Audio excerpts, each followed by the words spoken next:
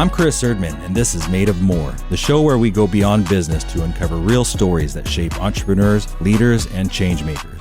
Every Wednesday at 8 a.m. on KKNW, we explore the pivotal moments, the adversity faced, the risks taken, and the resilience found along the way. This isn't just about what people have built, it's about who they've become. If you're ready for inspiration, practical insights, and stories that remind you that you too are made of more, you're in the right place. In this episode of Made of More, we sit down with Aditya Mehta, aka Adi, a calm, calculated entrepreneur who's chosen a different path. Born into India's most influential business communities, Adi launched his first venture at just 6 years old, painting flower pots to earn money for his own toys. From navigating U.S. immigration through investor visas, walking away from the tech grind at Amazon, Adi shares he's building a portfolio of boring businesses. Industries that may not be flashy, but are profitable, practical, and powerful. He's also the host of the podcast Diaspora and owner of PMI Arca Property Management. Welcome to the show, Adi. Thanks for having me. Yeah, you're welcome. Yeah, thanks for taking this time today.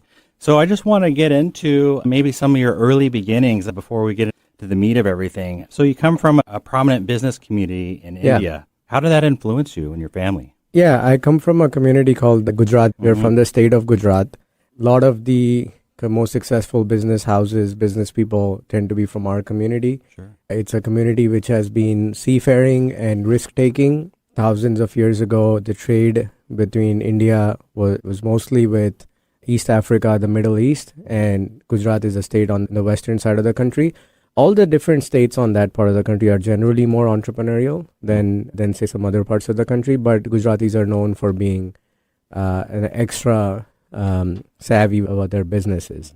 So being from that community, a business comes more naturally to us, and because we are risk takers, the chances of success are also higher, I would guess. So for us, doing a job was never really an option. We always just kind of assume that we're going to have some business or the other. Even when we do have jobs, there's always this, you're always looking around for the next opportunity to do business.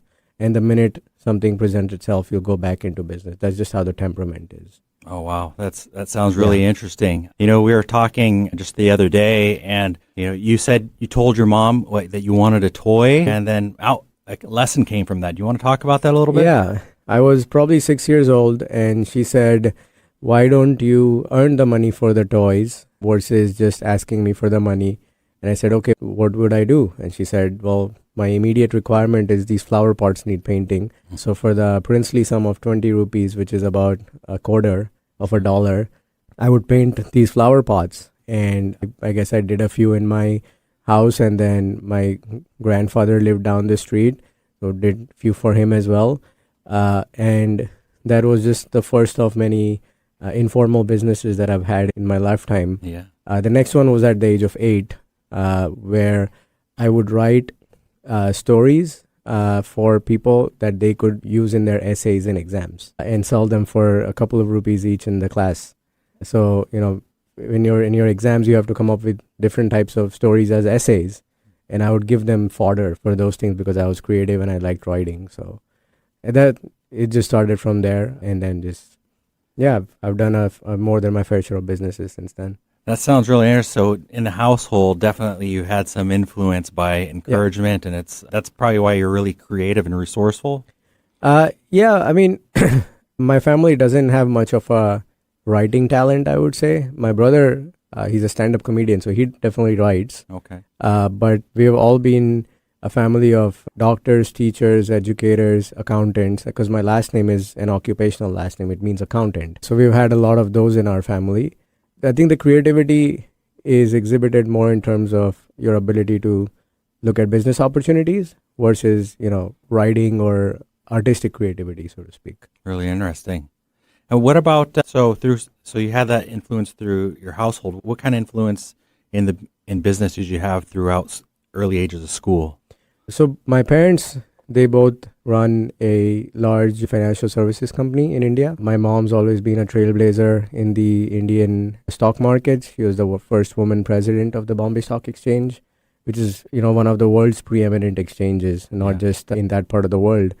Wow. And she has always been the managing director, and my dad's always been the chairman of the group. But for them, it was never an assumption that you will come and join the business the day you finish college. I went and worked somewhere else. I tried a couple of businesses of my own, and then ended up working with them. And I started in the field sales team. So I was going door to door selling mutual funds. Sure. And I did that for some time before I slowly got to rise up in the ranks of the business.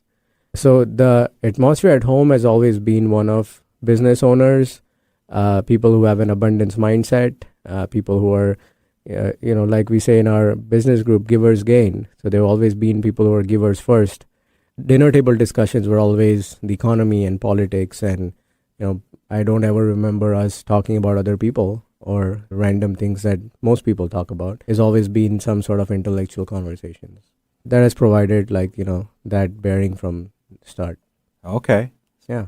A lot of different impacts there. Yeah. So what does your family think about your journey in business till today? Yeah. So I had spent 7 years in the family business. I was leading one of the divisions.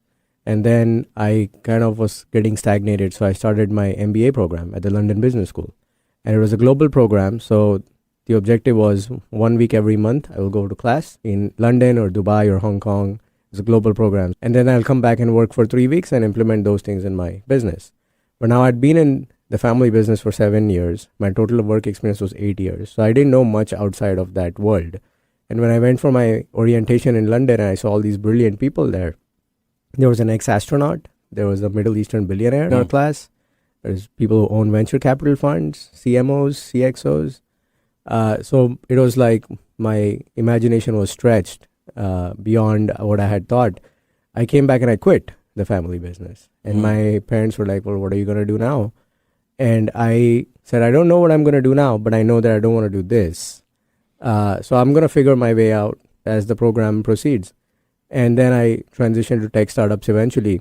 I think my mom took it personally to an extent. It was it's an Indian joint family. We live together, we commute together, we are in the same office building together.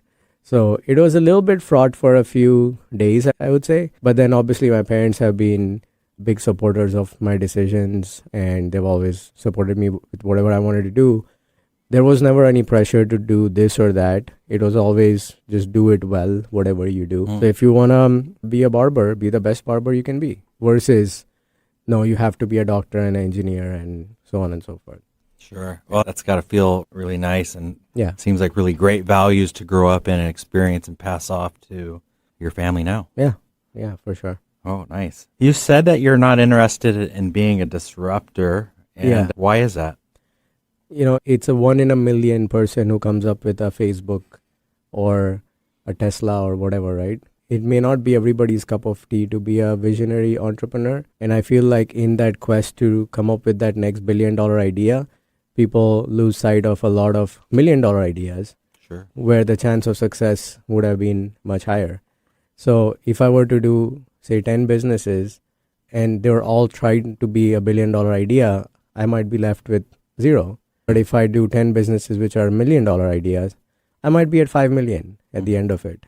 And, that's not bad. That's not bad, right? Yeah. So that was kind of my goal is there's so many opportunities to do things better than they're being done in a boring space. In the boring space. Because competence is not as common as you would think. Like common sense is not as common as you would think. So I've made it my mission to identify businesses where you can bring these higher competencies and higher efficiencies, and just by virtue of doing that job well, carve out your $1 million or $2 million of revenue at a healthy margin. And since you're not reinventing the wheel or coming up with some big innovation, you don't need that much capital. So design a new product or build a big team or whatever. It's already something that's proven to be done well.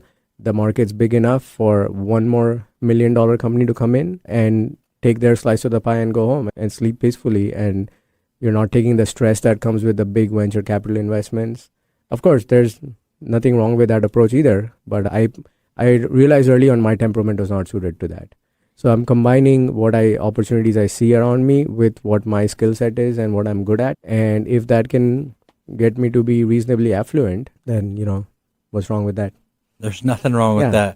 that. One thing I'd like to hear you talk about, and something I've noticed about you in the short time that I've gotten to know you, is like I feel like Adi is somebody that really you've studied yourself, Yeah. and you really know Yeah. yourself. Can you talk about how you maintain that or how you got in there? Yeah, there's, well, short answer, therapy.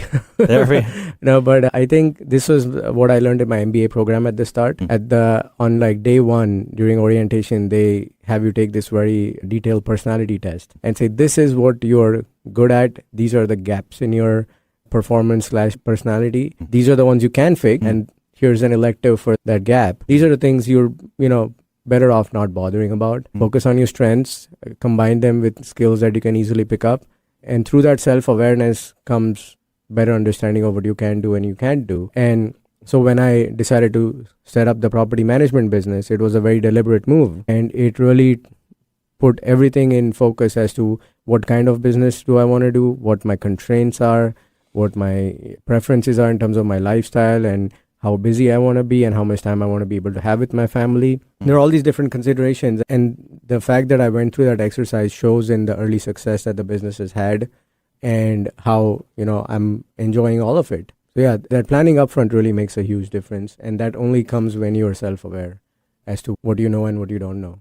Yeah. Did you also experience, I understand like a lot of people think there is no real failure out there. There's only education and lessons if you choose to learn from it. Sure. But are you still experiencing failures, and how many failures what are some big failures experienced along the way of getting to know yourself? Yeah. My first tech startup, I really didn't know what I was doing. And I raised some friends and family funding, which we ended up running out of money at some point and we had to cease operations. It was an international property management company. So it was helping Indians who live here manage their properties in India. And it had a concierge aspect to it, which was unique. So if it's an empty property, if it's a tenant in there, but even if it's your parents who live there, we can help them manage the property. But I didn't know much about the product market fit and all of those things. I was in my late 20s. So that was a failure. I also realized in that venture that you only push yourself what is the bare minimum you need to push yourself. Most people will only do what the bare minimum is. Now, I lived at home in a joint family. I didn't have any big burn rate. I wasn't burning money just existing, which I do here because it's my household here, and not living at a home which is like a family's home is paid for. So I realized that if I'm going to do businesses, I need to burn bridges and have everything on the line. And I perform much better under that pressure. What do you mean burn bridges? So I do not have an option to go back home. Okay. And that's not because my parents told me. That's an option I've cut off for myself. Sure. Because I know that if I can go back and go join dad's business, what am I really having at stake? And will that make me work just as hard? And I see this a lot with people around me. If they're experimenting on a business while nothing's really at stake, then they're less likely to succeed at it. I like that perspective. Yeah. You're not burning bridges per se, relationships. You're just burning the bridge of the opportunity for yourself to go back. Exactly. Yeah. Yeah. So there is no option for me to go join my parents' business. I mean, now they've sold it. So there really isn't an option. Even the day I quit Amazon, I quit before I got my investor visa. Because the minute I get an investor visa, the work visa is canceled. So I cannot be employed. So if I had said, okay, let me start a business on the side and then quit Amazon at the right time versus I'm all in. If I don't get the visa, I have to leave the country. That's the kind of bridge I was talking about. Lot on the line. Lot on the line, yeah. And that may not work for everybody. I know that's how I'm wired and it works well for me. And so that's what I choose to do whenever I go into something new is go all in. Yeah, that's something that I've noticed about you is like, and I want to get back to going all in. But first I want to talk about this international property management business. You're in your younger 20s. You're all in, I'm guessing. You've had people in with you. And you said it failed and you had people investing. Can you kind of walk us through a little bit more of that experience? Because coming from the space of, wow, we start something and none of us want it to fail, let alone like But in this day and age, it's common to obtain resources from the people that know us, love us, trust us, believe in us. And then it's just like, once you have that, and it's like, tell me about this journey and how it felt and some of those, how those relationships turned out afterwards. Yeah, it was a bloody nose for sure. And the relationship didn't suffer. Good. With my family, the understanding is, in India, a lot of families, they will not be hard on their kids, saying, oh, all this is yours one day anyways, so live a comfortable life. And my parents, for them, it's like, this is all yours one day, but it's not going to come to you just by default. So you still have to work out your own life path and business plan and whatever you want to, you can't be waiting for us to give you the money one day. Yeah. So when I got that funding from my parents, it was an advance on what I would get eventually. Sure. So if I burn that money, then that's whenever they split their assets between us kids and whatever they do, I don't even know if they will or how much they will, it's going to be less by that much amount because I already draw upon it, right? Yeah. So it didn't spoil anything, but I was kind of dipping into my eventual retirement, inheritance, whatever comes, and if it comes. So. And they knew you well enough. It's not like it's not like you were promising the world. You're promising an idea that you were going to try. Yeah. And that has made me a lot more responsible with my future companies. I made sure that the business models did not require funding of that sort. So since then, I've never invested anybody else's money in my businesses. It's either been very low capital or I've invested my own personal money that I've earned and saved. So PMI ARCA is, I put up the money myself. I don't have an ounce of funding from anybody else. And we're going to get more of that later. Yeah. So you're listening to Made of More on KKNW 1150 AM. And I've been interviewing here Aditya Mehta, and I'm Chris Erdman, your host. We'll be back after these messages.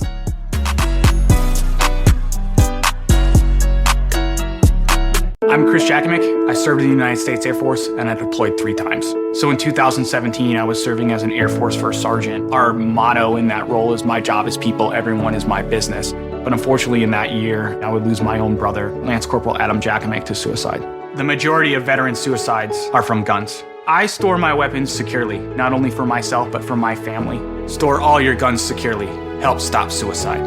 My service never stops. Brought to you by End Family Fire and the Ad Council. Are you ready to discover remarkable stories of resilience and cultural connection? This is Diaspora, a show sharing the journeys of first-generation immigrants from the Indian subcontinent now building their lives in North America. Inspiring, insightful, and always engaging, Diaspora offers a unique perspective on the immigrant experience. Join me, Aditya Mehta, my guests, on the Diaspora Show every Wednesday at 2 p.m. right here on KKNW. Alternative Talk, 1150 on AM, 98.9 HD3 on HD, 1150kknw.com on the web.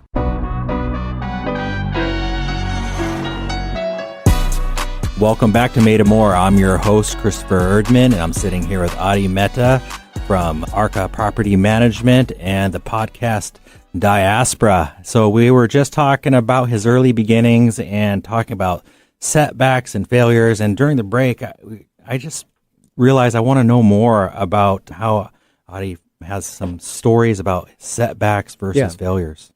Yeah, so I guess there's a 2-part story. One was that during the time I was running my third company, I wanted to move back to the US. We spent a whole year applying for a visa so that I could move into my subsidiary here. And after a lot of time and money, the visa got rejected. It was just a tough time immigration wise. This is 2017. And so I said, now what do I do with this? And how do I turn this into an opportunity? And whenever I have a major setback in life, I decide on a time frame that I'm going to mope about it and then come out with a clear head and figure out what the next plan is. So when this visa thing happened, I told my wife, don't talk to me for a week. I'm going to mope around. I'm going to say, why me? All these things that it's human nature to say. And then we'll figure out what to do next. And then that's how we landed up in Vancouver, Canada instead. And that move turned out to be a great move in hindsight. Similarly, during COVID, my son was 2 months old. We had gone to India so that he could meet our extended family. I had a new job and I came back very quickly because my new job wanted me to resume work. And when I come back, within a 2-week period, I'm laid off. There's a lockdown, and my family's stuck in India for what was eventually going to be 6 months. How'd that make you feel? So I took a week to mope around, and I'd never been laid off in my life. It was relatively inexperienced startup founders. They got spooked by the uncertainty. I was the most expensive resource they had apart from them. So I see why they did it. So I took some time to mope around for being laid off, figured out what am I going to do lockdown wise from not going crazy perspective, from financial, because now I have this downtown apartment which I'm renting, which is now too big and I'm not earning. So figure out plans for all that. But what came out of that was my fourth company, which is also called Diaspora.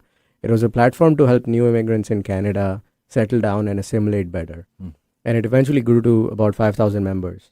We did over 150 meetups and events. Someone actually found their future spouse at one of my meetups. Wow. And there's lots of people who use the network to get jobs, make friends. So I guess I collected a lot of positive karma out of it. So whenever I have this setback in my life of any kind, I take some time to process it, and then I say, what's the opportunity that this presents that we can come back better and stronger? And that formula has kind of worked well for me since then. I love that. Yeah. You're allowing failures, setbacks you're allowing time for that to set in and for you to process that. I think that's really important. A lot of people feel like they need to brush their knees off really quick. And I'm not saying there's anything wrong with that and then keep going. But what I'm listening to you is like, just like any other human being, you're gonna experience those moments, but you're allowing time to feel it and reflect on it. Yeah, it gives you closure. Yeah. Now this is done. I got laid off. Boo-hoo. Now let's get over it. Let's move forward in a positive direction. So that downtime is really, and you can do whatever makes you happy. You could go get drunk. You could go for a solo trip. Sure. Right? You could just sit around in bed watching Netflix all day. It's individual. What works for you to get over the pain of that setback. Where'd you learn this from?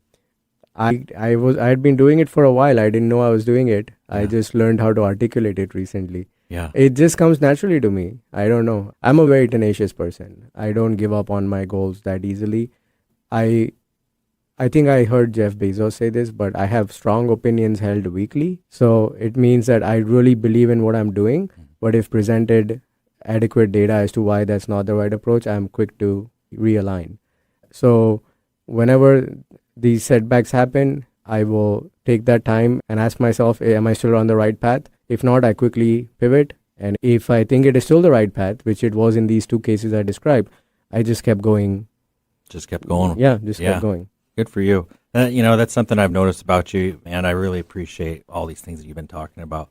Another thing that I'm consistently wowed by and I want to get into deeper is like systems and micro habits. Like you're a man that I watch in our business group and other areas that I get to like get a peek in the window, and it's like this man has got systems down to a T, what it looks like on the outside.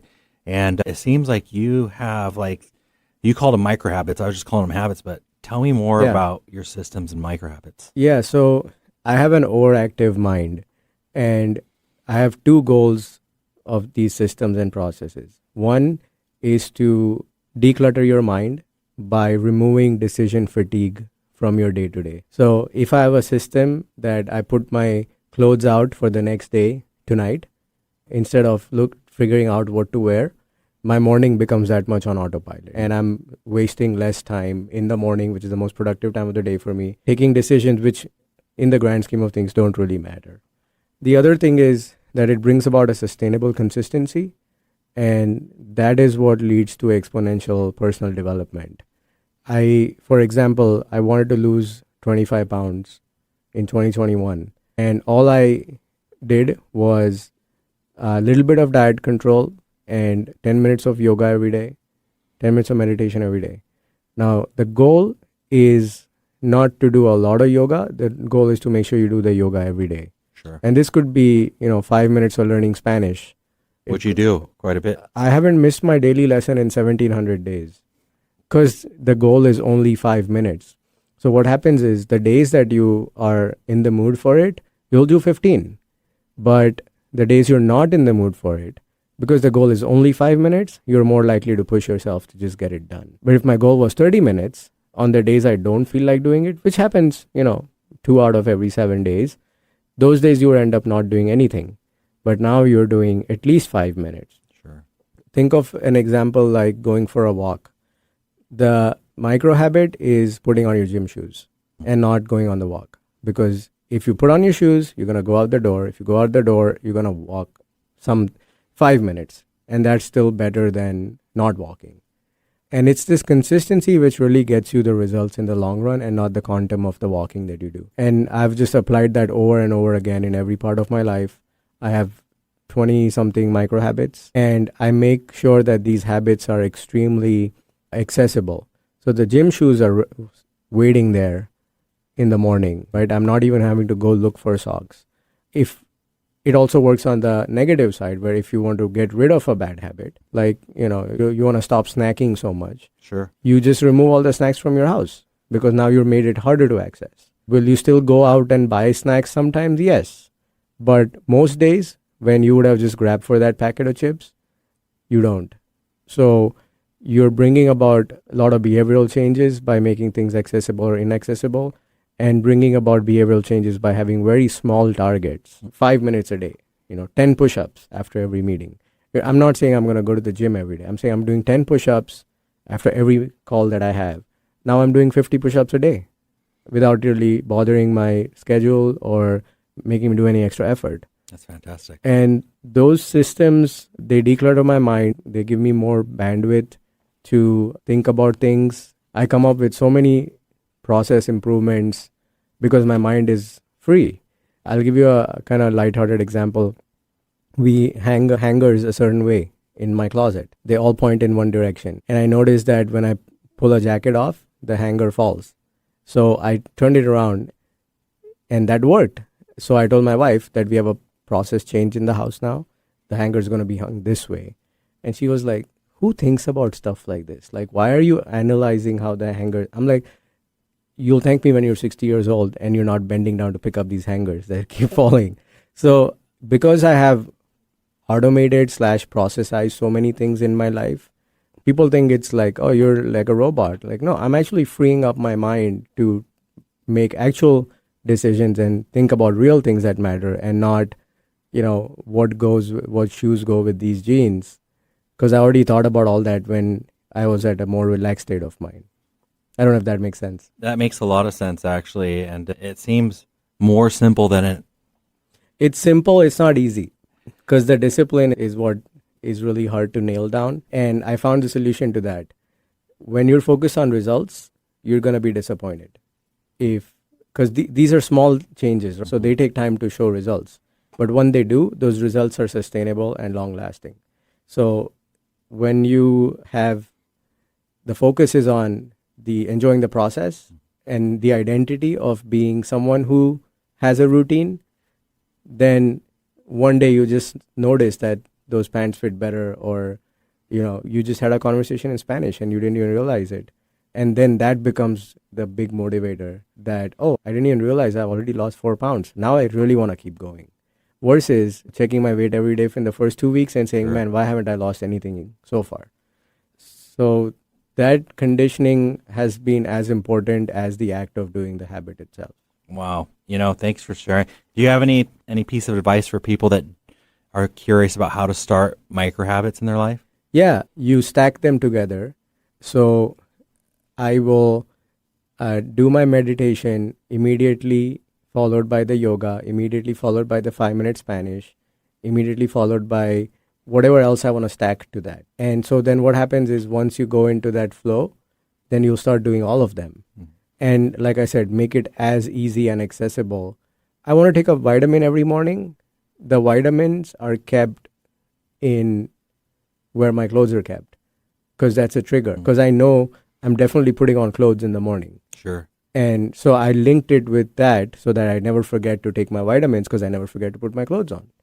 So when you make it very accessible and when you stack these things together, you're much more likely to do all of them. Now, the downside is if I'm traveling and I haven't put my clothes out the previous night, I'm going to forget my vitamins too. Sure. But over time, like I've been doing this for more than 10 years now, you work your way, You work your way through it. And this is how when you show up to our business group and you're getting all these new tasks done, is you're probably creating micro habits around these new things you stepped up to. Yeah, so I recently stepped in as the secretary of our business group, and that was a very last minute kind of thing I had to do because someone left the chapter. So I was like, how do I make sure I don't forget to send the Tuesday reminders? And now on Tuesdays, I'm like, what's my anchor on Tuesday that I never ever forget? And it's this particular news website that I read. So I stack that habit with that. So as soon as I read the news, I send those emails. I tell you what, after I get out of here, I'm going to start stacking some micro habits. Yeah. I can look back and I'm already doing it. Yeah. Just not as intentionally and without knowing I was. And so I'm just going to, I'm going to take some of your ideas and just kind of figure out how can I fit this into my life. Yeah. I have a morning stack, a post lunch stack, and a evening stack of things. There you go. Yeah. And sometimes I do them, like I give myself the freedom to do it in the evening, if not in the morning. They can be plugged into that stack, but there has to be a stack to plug into. I think we could have a whole podcast just on micro habits, at least a few shows. There's a book called The Atomic Habits, which is a very well-known book by Jim Clear. That book was a game changer. Okay. To get a system on how to make your system. So you heard it here. If Adi thinks this book is good, I encourage you guys to go listen to that. I've gifted it to probably 20 people by now. All right. It's such a good book, yeah. It might actually be in my lineup in my Amazon. I want to take a step back, you had your visa set for the U.S., and then it didn't come through. You moped around for a week. Sure. And then tell me how you came up with Canada and why. Yeah, I was moving for quality of life. I did my undergrad in the US. So I picked up a lot of American habits at a younger age. Most people from India come here to do their masters, and they're older by 4 years. Personality is better formed, I guess. So they're less receptive to changing themselves based on their time here. And it's also just a 2-year program. Mine was 4 years. So I missed this part of the world a lot. And I had a lot of habits I acquired which were kind of misfitted in India when I went back. Like what? Needing personal space. India is a high context collective culture. There is no concept of personal space. So when I say, I just need space, people are like, why do you need space? What is personal space? So I knew I would be more at peace in this part of the world. I also found that I was better suited to the challenges of this part of the world. So I wanted to come back. I really missed the quality of life. In India, you can have a high standard of living, which I did, but quality of life is the simple things like, is there a park nearby? Is the air clean? Can you just sit around on a beach, do nothing, right? Like, it's just a very different experience there. So I said, well, if US won't take me, then let me try Canada. It's also an English-speaking country where, Indians are generally welcome and there's opportunities. It's a developed economy. Vancouver's probably better than any American city when it comes to quality of life. It's one of my favorites in the world. Yeah, it's got the personality of a yoga instructor. And so we applied and we got our permanent residency in like 3 weeks versus a year to get a visa here, which was rejected. So we said, how many weeks? 3 weeks. 3 weeks. So they have a very pragmatic point system. So, you and your spouse, no dependents, working age, good English, master's degrees, work experience. Yeah, come on over. But if you're a 70-year-old who wants to come there just to be with their kids, you got to wait for 2 years because, you're going to be a dependent. You're going to be a drain on the resources of the country. So we got through very quickly, and we pretty much just showed up in Vancouver. And then eventually, we're very well settled there. I ended up joining Amazon, and they brought me to Seattle. Otherwise, I had laid my US plans to rest. That we're giving up on this dream, and Canada is more than making up for it right now. So we'll be here for the time being. But then my friends say in my past life I was a white American man because I love barbecue and football and baseball. I have very American habits that way. Yeah. So fate got me back here. Faith got you back here. Yeah. I love that you said that. I just have to say, you moped around for a week, then you decided to come you're here basically 4 weeks later. That's pretty much. Yeah, or something like that. Yeah, so 4 weeks later, we had an alternative path as to what we were going to do.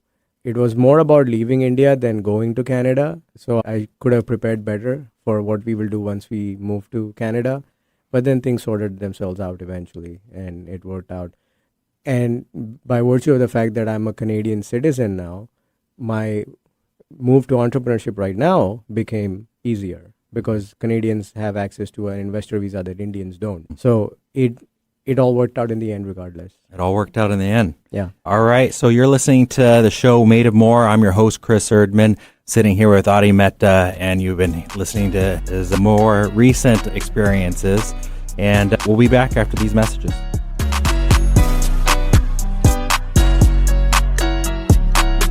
I'm Chris Jakimick. I served in the United States Air Force and I deployed 3 times. Being a veteran, it's interwoven into your DNA. It is really the absence of the connection and the purpose that can really drive a lot of veterans to some negative thoughts. For those who are in a suicidal crisis, the window of time to save somebody's life is very short. Our duty is to protect ourselves and protect our families. And one way you can do that is store your weapons safely. Store all your guns securely. Help stop suicide. Brought to you by End Family Fire and the Ad Council. Hello, I'm Chris Erdman. Every Wednesday at 8 a.m. on KKNW, I sit down with inspiring entrepreneurs, creative minds, and game changers to uncover the real stories behind their business. On my show, Made of More, we explore the challenges that they've overcome, the breakthroughs that they've celebrated, and the mindset that drives them forward. If you're ready to unlock your full entrepreneurial potential, Made of More is the show for you, because here we know you are made of more. Every Wednesday at 8 a.m. on KKNW. Alternative Talk 1150, the talk of the sound.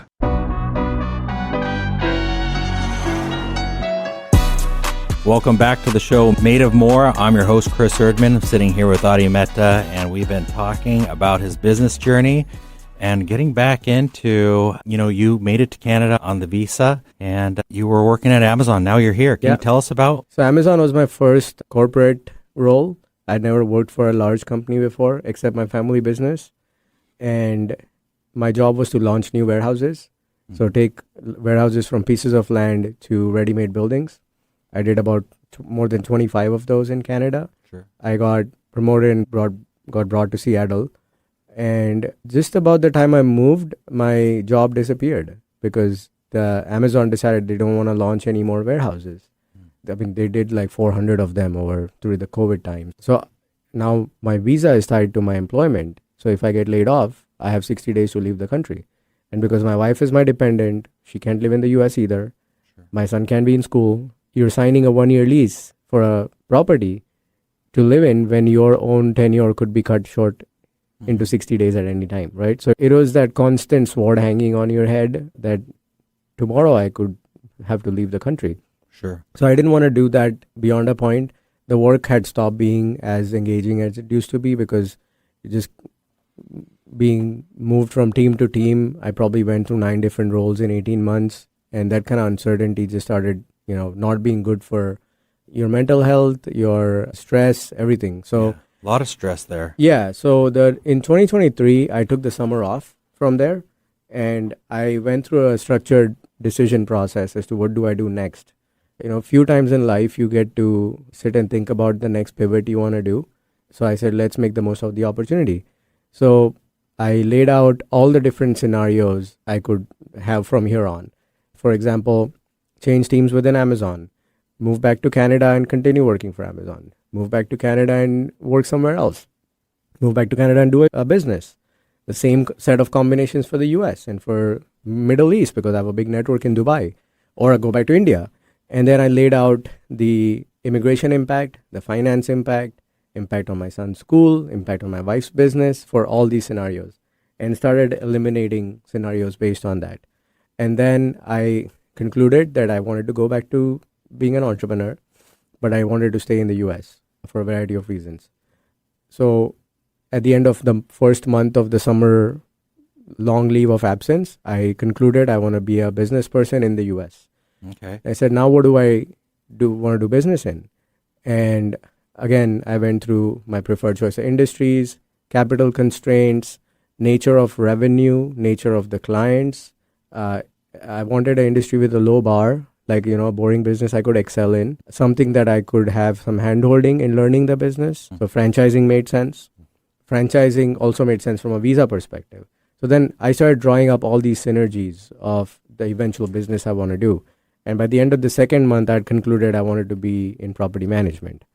I mean, nobody likes their property manager. It's not an industry known for excellence and leading use of tech and innovation. It's almost a thankless job. it's an extremely thankless job. No one's going to tell their property manager, thank you for your service, right? On either side. On either side. And I think there was a lot of value to be added because this is a tenant friendly state and because this is a tech centric city where people appreciate tech. I thought it was a good fit. And then in the third month, I went out and interviewed 10 different franchise companies and then concluded on PMI as my partner. I've completed my visa application and then went back to work to Amazon for a month and a half. And then the day of the visa appointment in Toronto to transition to investor visa was my last day at Amazon because I could not have an investor visa and be employed in the US at the same time. And we could not be out of status even for a day because then technically my son is not supposed to be in school. My wife cannot be owning a business. Like there was a lot of complexity around it. So we left on the Amazon work visa and we re-entered as investor visas. And it was just time to perfection.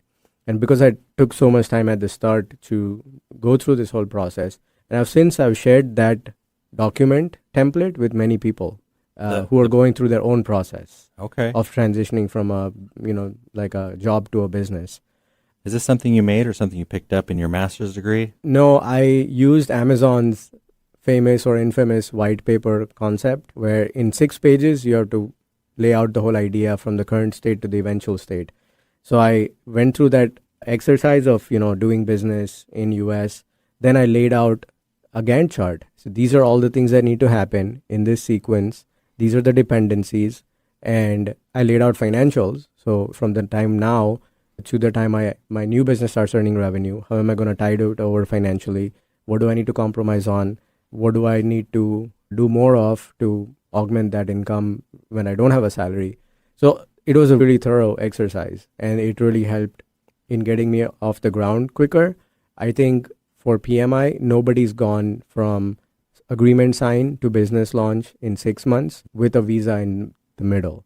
It was the fastest anybody's ever got their business operational. Sounds really fast. Yeah, and because I planned all this, I knew what I was getting into. I knew what was required of me. The goal they gave me for the first 6 months was to get to 20 properties under management. I got to 44. In what amount of time? 6 months. 6 months. Oh. And then I again did what I learned at Amazon, which is I turned off my marketing and I said, let's take all the lessons we learned in this busy season and improve our processes. And I used that downtime to get my staff trained, lay down processes, improve all my documents, my leases. And then early this year, I again turned it on and now we're growing again. I'm almost at 60 properties now. Congrats. Yeah. How's it feel? It feels good. It's all my validations.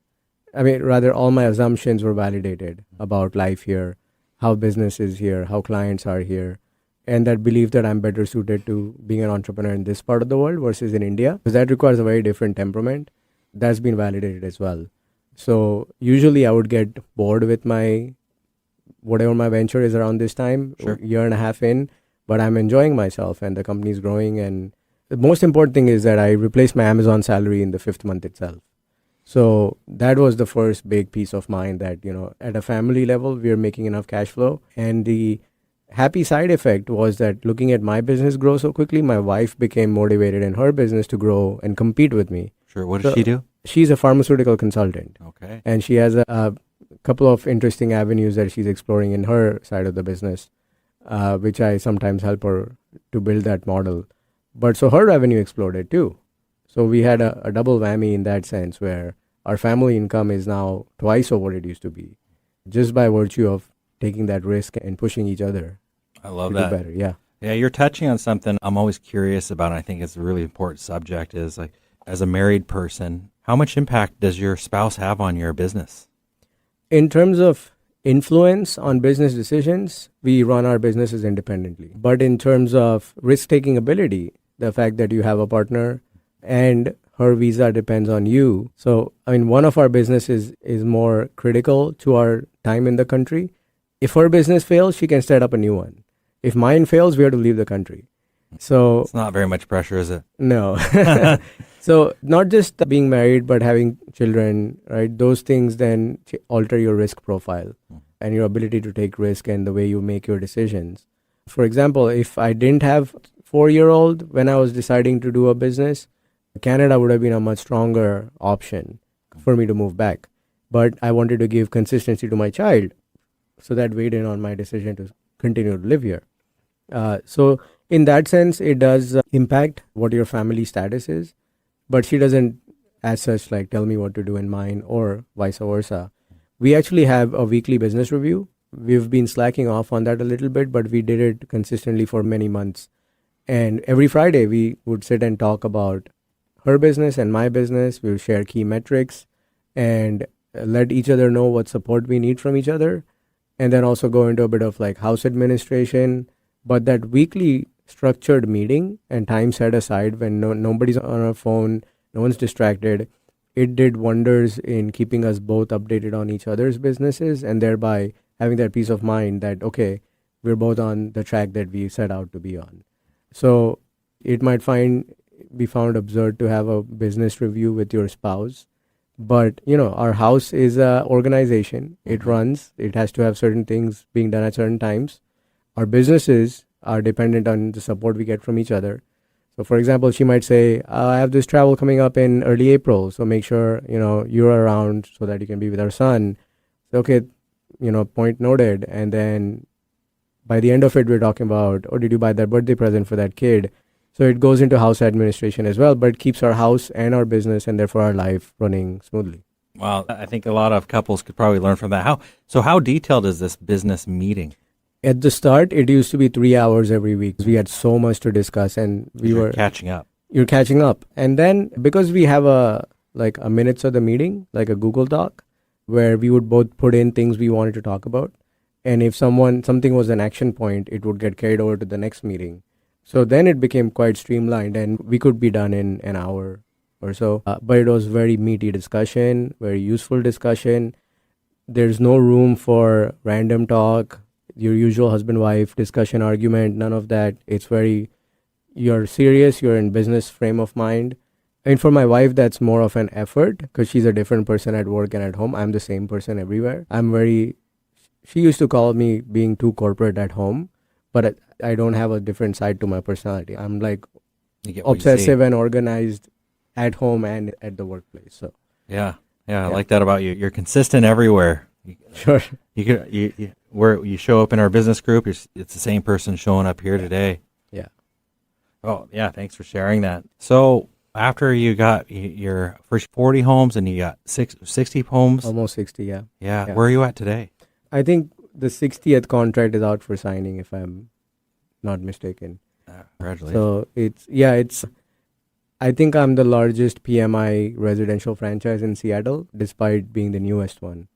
There's a couple that focus on like the HOA management side of things, and then the rest are competitors, but in different parts of the city. I could say I lucked out, but it was also deliberate that this is a great market for property management. The rents are high, the quality of tenants is very good because you have all these corporate employees. The properties are beautiful, and you have tenant-friendly laws, so your value added is more to the client. And like I said, they appreciate tech. Yeah. So it turned out to be almost an ideal market. I've not had to do a single eviction.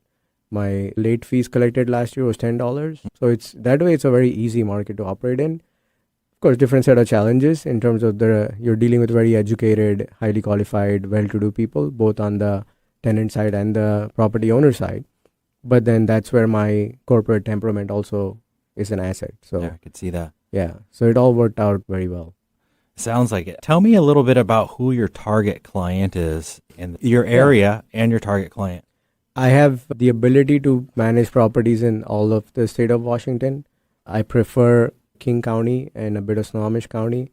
I have clients from Everett to Olympia, and these are all residential properties of 4 units or less. Mm-hmm. So no big apartment buildings at this time. Mm-hmm. Do you want the big apartments? I am set up to do them. Operationally, I'm set up. Mm-hmm. I just haven't, given that my team is very lean, I haven't taken on any business that I am not fully confident of being able to serve with the usual standards.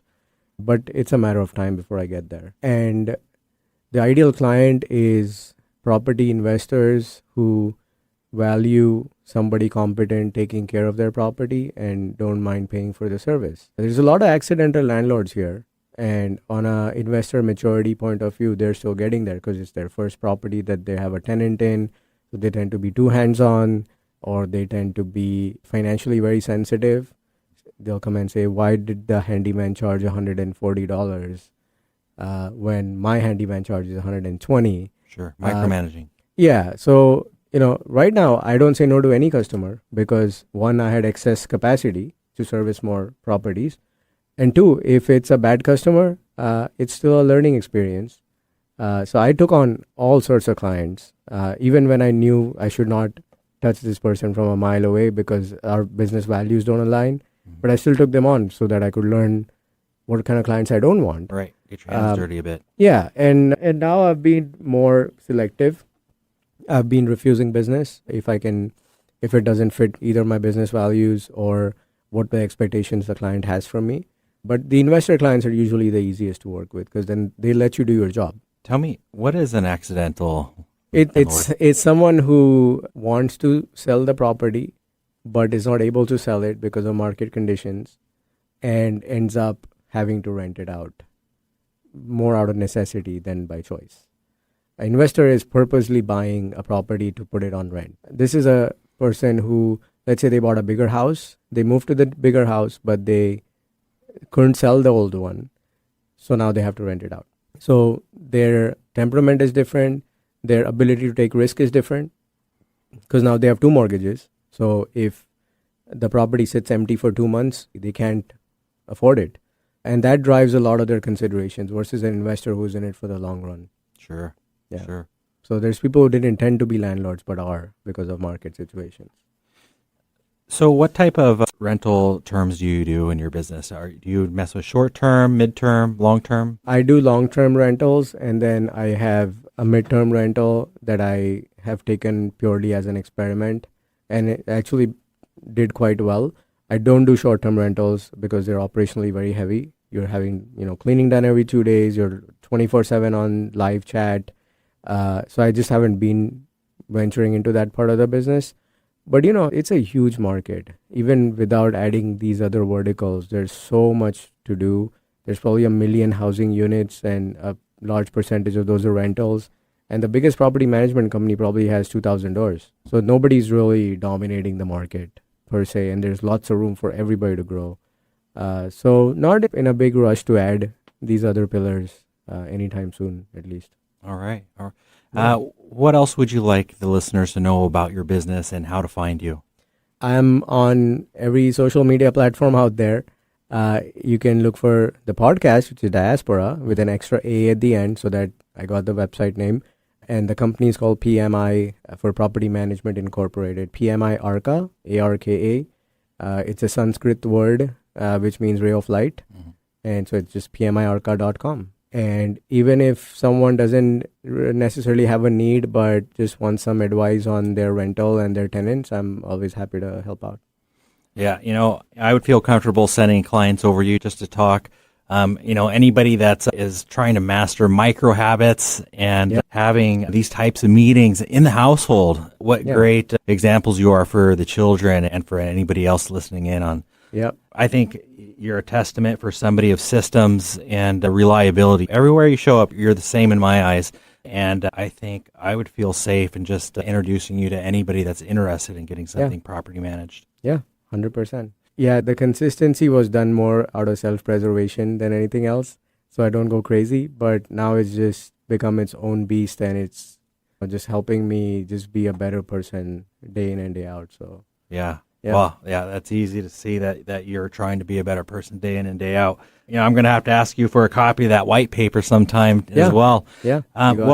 You've been, Adi, I just want to say thank you for being a part of our show, Made of More. It's easy to see that throughout your life that you've been working on becoming more the whole way through. Yeah. And you've been listening to myself, Chris Erdman, and Aditya Mehta, and now you know how to find them. So thanks for having me. Thank you.